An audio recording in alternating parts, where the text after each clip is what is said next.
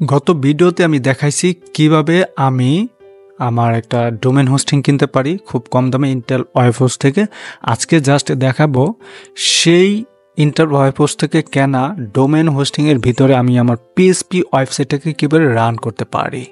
মূলত আমার ওয়েবসাইটের ডোমেনের নাম হচ্ছে bytibd.com।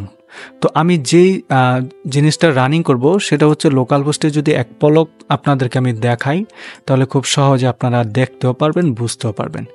এখানে হচ্ছে bytiti.tti, এটা এই যে এই ওয়েবসাইটটা মূলত আমি এখানে রান করব।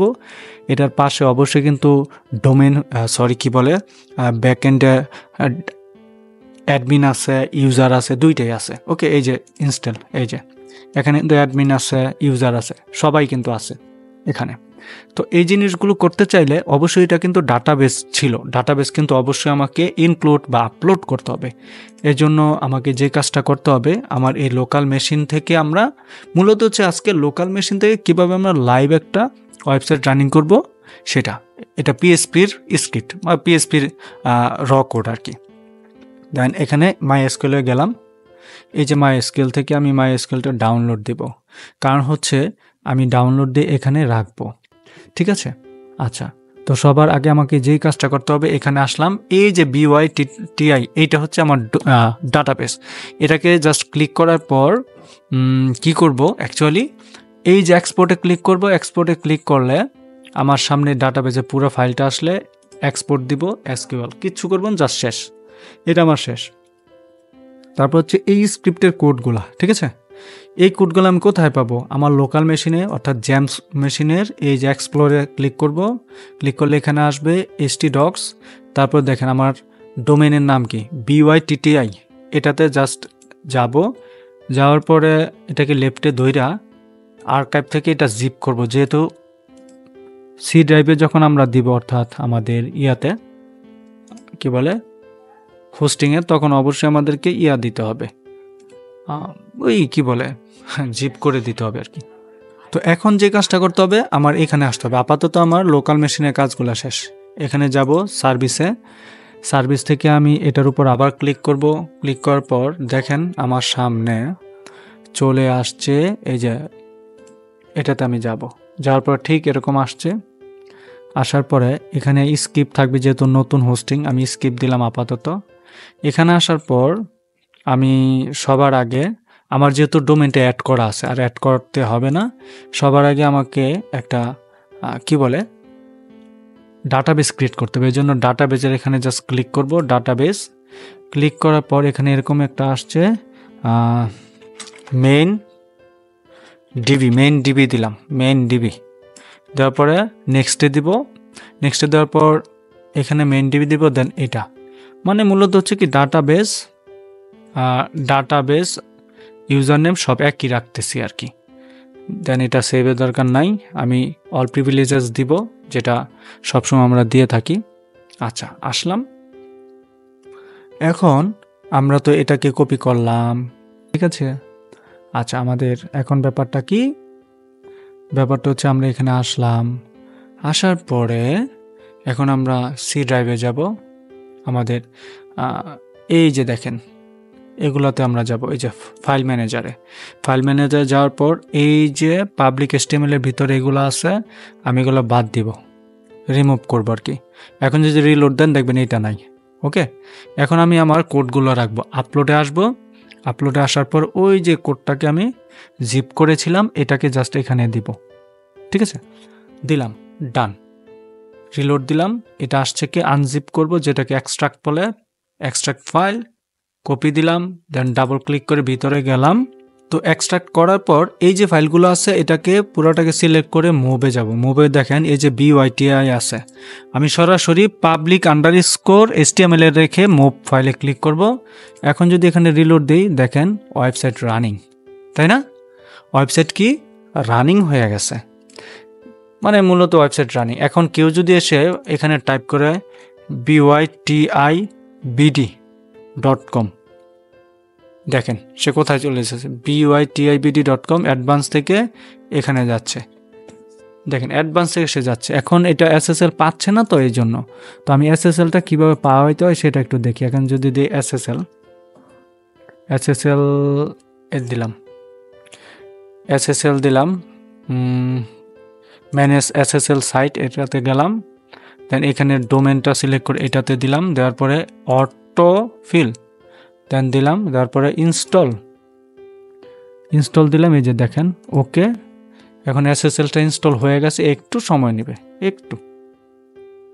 ওকে, একটু সময় নিলে আমার ওয়েবসাইটটা bytibd.com গেলাম, দেখেন এটা চলে আসবে, একটু পর ঠিক হয়ে যাবে, ঠিক আছে।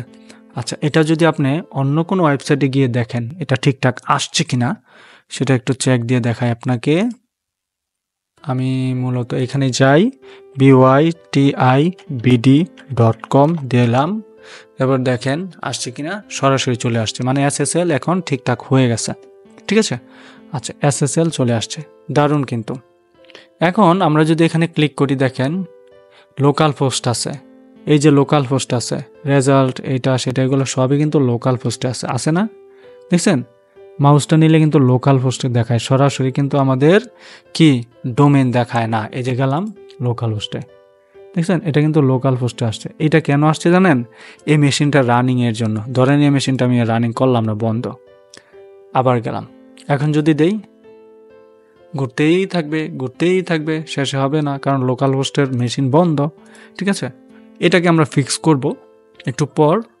আমরা আপাতত এটাকে বাদ দিলাম, এখানে আসলাম, SSLও গেলাম। এখন আমাদের যে কাজটা, সেই কাজটা কি মূলত? ও আচ্ছা, bytibd গেলাম, ঠিক আছে। এখন আমাদের এইখানে এসে, এটা তো লোকাল পোস্টার তাই না, আমরা এখানে ডাটাবেজে আসবো, ডাটাবেজে এসে ডাটাবেজের ফাইল আপলোড দেব। এই যে phpMyAdmin-এ যাব, এখান থেকে যাওয়ার পরে রিলোড হয়ে দেখবেন অ্যাডমিনে আসছে। এই যে আমাদের অ্যাডমিনের নাম হচ্ছে MainDB, এটাতে যাওয়ার পর ইম্পোর্টে গেলে ওই যে ডাটাবেসটা আমরা ডাউনলোড দিছি একটু আগে, চুজ ফাইলে ক্লিক করব, দেন এটাকে দিয়ে এখানে জাস্ট ডান, চলে আসছে। চলে আসলেই কিন্তু এটা হবে না, কারণ কি জানেন? এই ডাটাবেসটাকে আমার ফাইলের সাথে লিঙ্ক করাই দিতে হবে। এর জন্য আমার এই যে আমার ফাইলে গেলাম, ফাইলে যাওয়ার পর দেখেন, ফাইলে যাওয়ার পর public_HTML যাব, এখানে দেখব আমার এখানে ডাটাবেস কোথায় আছে, ইনক্লুডে যাওয়ার পর এই যে db.php-তে এডিটে যাব, এডিট থেকে দেখেন আমার ডাটাবেসের নাম চেঞ্জ করতে হবে। আমি একটু গেলাম, এই যে দেখেন এই যে আমার লোকাল হোস্ট, এবং এই যে ডাটাবেসের নাম এটা, আমার ডাটাবেস ইউজার নেম এটা, পাসওয়ার্ড এটা, ডান। এখন যদি একটু রিলোড দেই, দেখেন আগের মতো চলে আসছে, ডান। এখন কিন্তু আমার এটা ডাটাবেসের সাথে কানেক্ট হয়ে গেছে, ঠিক আছে। ডাটাবেসের সাথে কানেক্ট হয়ে গেছে মানে হয়ে গেছে, এটার বলার কিছু নাই। আচ্ছা, এখন আমার এই জিনিসগুলোকে একটু ঠিকঠাক করে দিতে হবে, এগুলো লোকাল পোস্টে আছে। তো এটা কোথায় আছে? এটা মূলত আছে আমার ইয়েতে, কি বলে, ফাইলে। এই যে ফাইলে যদি যাই, এই যে হেডারে, এই জিনিসগুলো তো হেডারে আছে তাই না। হেডারে যদি যাই, এই যে আমি হেডারে গেলাম, হেডারে যাওয়ার পর দেখেন হেডারে ডায়নামিক স্ট্যাটিক, হ্যাঁ, হেডারে আছে about, home, dynamic site, main, expand, home, index, about. আচ্ছা, এইগুলো আছে, আর কই? আর তো আমি দেখছি না। এই যেগুলা দুইটা আছে। আমি যদি হেডারে যাই, কথার কথা, আচ্ছা হেডারে গেলে তো আমার ডায়নামিক সাইট এরকম আছে, অ্যাবাউট আছে, আর একটা হোম আছে, আর তাহলে আর কই আমার? প্রশ্ন থাকে না? এই যে এটা কি আছে? অ্যাবাউট এবং এটা। আচ্ছা, header.php-তে আমি এইটাতে যাব না, আমি এখন কোথায় যাব? এই যে এখানে আসার পর ফ্রন্টের, এই যে ফ্রন্টের এখানে যদি যাই, ফ্রন্টের এখানে যদি যাই, দেখেন এখানে অনেক কিছু আছে, ঠিক আছে, অনেক কিছু আছে। অনেক কিছু থাকার পর এই যে হেডার, এই হেডারটাতে আমি আসবো। পিএসপির প্রোগ্রাম তো অনেক সময় অনেক ঝামেলা হইয়া তৈরি হয় আর কি। এই যে বড় করলাম, এখন আপনি দেখেন এখানে অনেক কিছু আছে, ডিরেক্টরি, এটা, বাট এটাকে ডাইনামিক করা হয় নাই।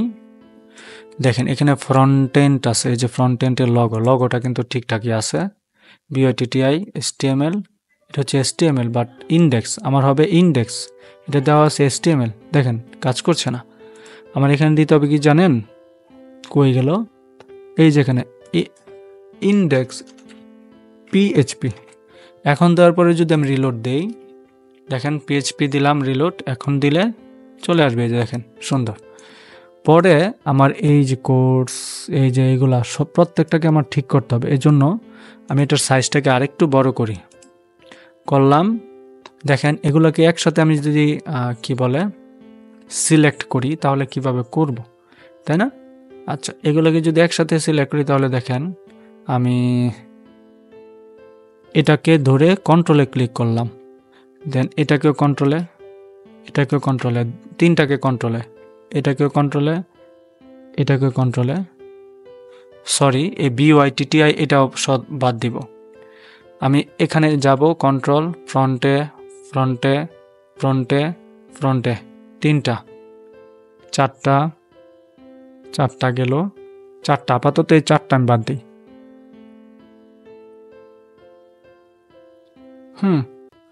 এই যে স্ল্যাশ দিয়ে ফ্রন্ট দিলাম।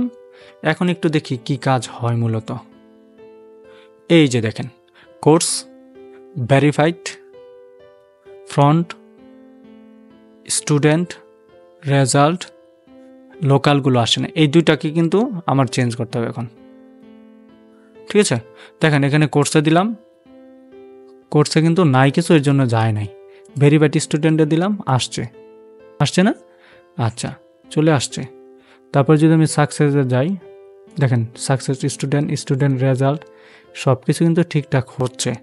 হ্যাঁ, তারপর দেখেন BYT কন্ট্যাক্ট ফর্ম, এটা সব কিন্তু ঠিকঠাক মতো চলছে, শুধু এই দুইটা নাই। এখন এই দুইটাকে ঠিক করতে হলে আমার কি করতে হবে, ব্রাঞ্চে যেতে হবে। ব্রাঞ্চ সিলেক্ট, কন্ট্রোলে ধরে আবার তোমার এখানে ব্রাঞ্চ সিলেক্ট, এখানে সিলেক্ট, এই দুইটাকে আমি রিমুভ করে দিয়ে স্ল্যাশই থাকবে।